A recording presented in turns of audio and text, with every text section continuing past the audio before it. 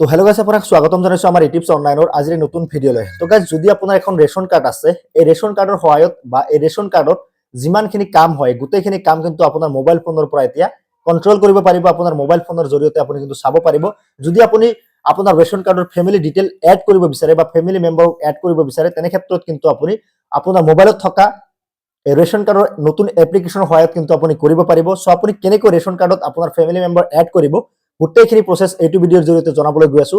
লগতে জনাবলৈ গৈ আছো আপোনালোকে এই ৰেশন কাৰ্ড বা এই মোবাইলৰ এপৰ জৰিয়তে আপুনি কিমানখিনি কাম কৰিব পাৰিব মই দেখুৱাই দি আছো। আপুনি ট্ৰানজাকশন চেক কৰিব পাৰিব, ৰেশন কাৰ্ড ডাউনলোড কৰিব পাৰিব। আপোনাৰ যিখন ডিজিটেল ৰেশন কাৰ্ড আছে, ডিজিটেল ৰেশন কাৰ্ডখন আপুনি ডাউনলোড কৰিব পাৰিব। তাৰপিছত ফেমিলি ডিটেইল মেনেজ কৰিব পাৰিব, সেলস ৰিসিপ্ট লাভ কৰিব, কমপ্লেইন কৰিব পাৰিব, ট্ৰেক কৰিব পাৰিব, তাৰপিছত ট্ৰানজাকশন চেক কৰিব পাৰিব আৰু আপোনাৰ ৰেশন কাৰ্ডত ফেমিলি মেম্বাৰ এড কৰিব পাৰিব। সো আপুনি কেনেকৈ ফেমিলি মেম্বাৰ এড কৰিব, কেনেকৈ ট্ৰানজাকশন চেক কৰিব, এইটো ভিডিঅ'ৰ জৰিয়তে A to Z প্ৰসেস দেখুৱাবলৈ গৈ আছো। সো ভিডিঅ'টো অলপ স্কিপ নকৰি সম্পূৰ্ণ শেষলৈ চাই থাকক। যদি এতিয়ালৈকে আমাৰ চেনেলটো সাবস্ক্ৰাইব কৰা নাই, চেনেলটো সাবস্ক্ৰাইব কৰি দি কাষত থকা বেল আইকনটো বজাই ৰাখক। যদি আপোনাৰ ৰেশন কাৰ্ডত আপোনাৰ ফেমিলি মেম্বাৰ এড কৰিব বিচাৰিছে, তেনে ক্ষেত্ৰত আপুনি আপোনাৰ মোবাইলত থকা প্লে ষ্টৰটো ওপেন কৰিব। প্লে ষ্টৰটো ওপেন কৰাৰ পাছত আপুনি সিম্পলি সাৰ্চ বাৰত টাইপ কৰিব। সাৰ্চ বাৰত ট্যাপ কৰাৰ পাছত আপুনি সাৰ্চ কৰিব মেৰা ৰেশন।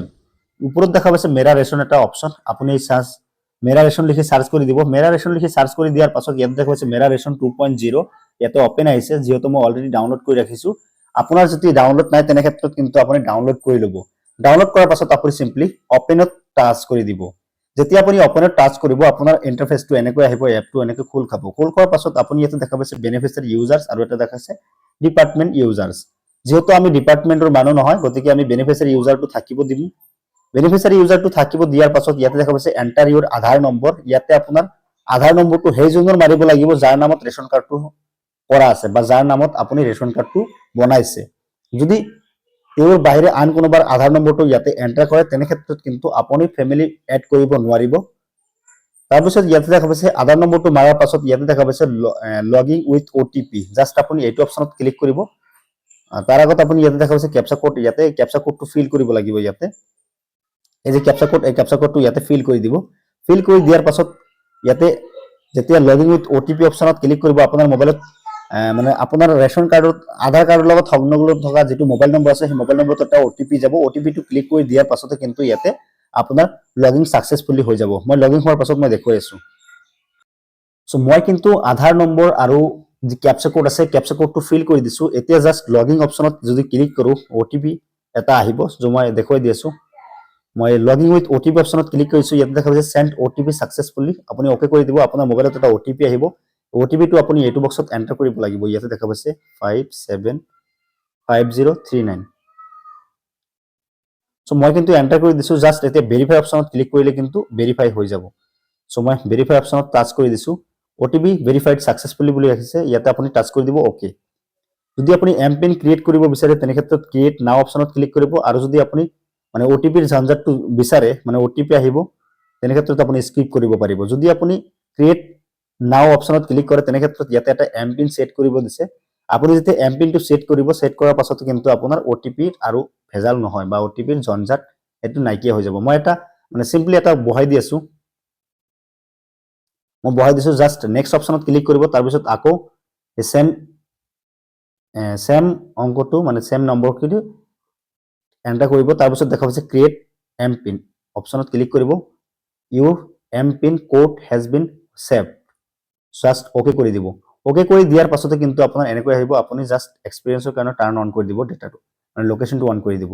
ইয়াতে কিন্তু আপোনাৰ সম্পূৰ্ণ ডিটেইলখিনি ইয়াতে শো কৰিব। ইয়াতে আপোনাৰ দেখা পাইছে ওপৰত, ইয়াতে কিন্তু দেখা পাইছে মোৰ যেটো ৰেশন কাৰ্ড, এই ৰেশন কাৰ্ড নম্বৰটো কিন্তু ইয়াতে শো কৰিছে, ৰেশন কাৰ্ড শো কৰিছে, ইয়াতে দেখা পাইছে। যদি আপুনি যদি আপোনাৰ ডিজিটেল ৰেশন কাৰ্ডখন ডাউনলোড কৰিব বিচাৰে, তেনে ক্ষেত্ৰত কিন্তু আপুনি এই যি অপশন ডাউনলোড যি অপশন দেখা পাইছে, এই ডাউনলোড অপশনত ক্লিক কৰি কিন্তু আপোনাৰ ৰেশন কাৰ্ডখন ডাউনলোড কৰিব পাৰিব। ইয়াতে ক্লিক কৰি কিন্তু আপুনি আপোনাৰ ৰেশন কাৰ্ডখন ডাউনলোড কৰিব পাৰিব। সো মই ক্লিক কৰি দেখুৱাই দি আছো। ইয়াতে কিন্তু দেখা পাইছে কেইজন সদস্য আছে, গোটেইখিনি আহিছে। জাস্ট ইয়াতে আপুনি ক্লিক কৰিব, ডাউনলোড হৈ যাব। দেখা পাইছে ডাউনলোড হৈ গ'ল। ডাউনলোড হোৱাৰ পাছত পিডিএফটো ইয়াতে ওপেন কৰিব পাৰিব। সো ইয়াতে কিন্তু দেখা পাইছে অলৰেডি মোৰ কাৰ্ডখন ডাউনলোড হৈ গৈছে। যেহেতু হেড অফ দ্য ফেমিলিৰ কাৰণে মই দিয়া নাই গতিকে মোৰ ইয়াতে ফটো নাহে ডিজিটেল যেটো ৰেচন কাৰ্ড ইয়াতো শ্ব' কৰিছে যদি আপুনি ইয়াতে দেখা পাইছে বহুত কেইটা অপচন দেখা পাব অপচনৰ মাজত এক নম্বৰ যেটো দেখা পাইছে সেইটো হৈছে মেনেজ ফেমিলি ডিটেইল আপোনাৰ ফেমিলি ডিটেইল মেনেজ কৰিব পাৰিব তাৰ পিছত ইয়াত দেখা পাইছে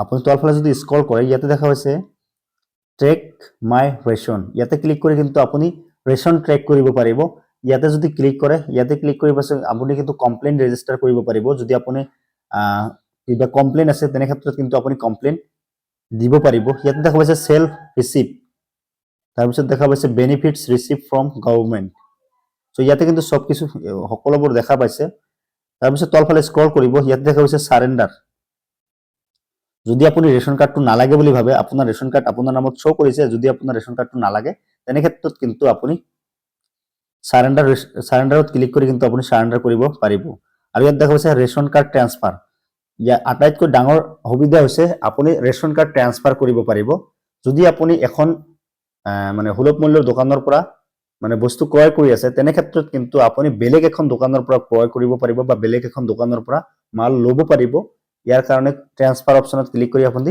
ট্ৰান্সফাৰ কৰি ল'ব লাগিব সো ইয়াতে ৰেকমেন্ড বুলে কি আছে আপুনি চাই ল'ব সো এতিয়া হৈছে ফেমিলি মেম্বাৰ কেনেকৈ এড কৰিব ফেমিলি মেম্বাৰ এড কৰিবলৈ হলে ইয়াতে দেখা পাইছে কিন্তু এটা 3 লাইন জাস্ট আপুনি 3 লাইন অপচনত ক্লিক কৰি দিব লাগিব যেতিয়া আপুনি 3 লাইন অপচনত ক্লিক কৰিব 3 লাইন অপচনত ক্লিক কৰি দিয়াৰ পাছত কিন্তু আপোনাৰ এনেকৈ বহুত কেটা অপচন শো কৰিব ইয়াতে কিন্তু দেখা পাইছে বহুত অপচন শো কৰিছে ইয়াতে আপুনি যোনটো কৰিব লাগিব হেতু হৈছে ইয়াতে দেখা পাইছে মেনেজ ফেমিলি ডিটেইল জাস্ট আপুনি এইটো অপচনত ক্লিক কৰি দিব লাগিব যেতিয়া আপুনি মেনেজ ফেমিলি ডিটেইলত ক্লিক কৰিব মেনেজ ফেমিলি ডিটেইলত ক্লিক কৰি দিয়াৰ পাছত ইয়াতে কিন্তু দেখা পাই আছে কাৰ ই কেৱাইসি হোৱা নাই ইয়াতে কিন্তু এবিলাক ই কেৱাইসি হোৱা নাই সো আপুনি কিন্তু ইয়াৰ পৰা ই কেৱাইসিও কৰিব পাৰিব আৰু যদি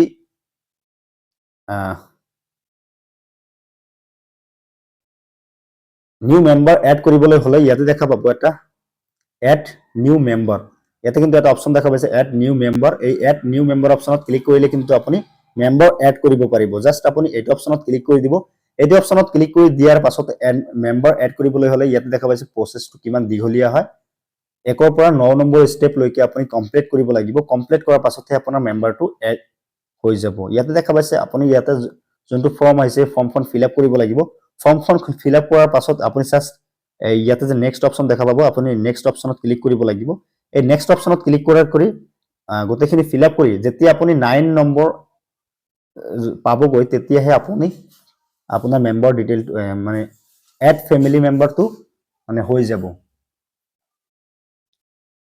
যদি আপুনি নিজে মেম্বাৰ এড কৰিব নোৱাৰে তেনে ক্ষেত্ৰত মোক ভিডিও ডেসক্ৰিপচনত এটা লিংক দি দিছো ইনষ্টাগ্ৰামত গৈখিনি মোক মেসেজ কৰিব মই কিন্তু আপোনালোকৰ মেম্বাৰ এড কৰাই দিম আপোনালোকে জাস্ট মোক ডকুমেন্টটো সেন্ড কৰিলেই হ'ল সো আজিৰ ভিডিওটো ইমানলৈকে আছিল ভিডিওটো যদি ভাল লাগিছে লাইক কৰিব ভিডিওটো যদি হেল্পফুল বুলি ভাবে তেনেহলে বন্ধু বান্ধৱীসকলৰ মাজত শ্বেয়াৰ কৰক সো সম্পূৰ্ণ ভিডিওটো শেষলৈ চোৱাৰ বাবে আপোনাক অশেষ ধন্যবাদ থ্যাংক ইউ জয় অসম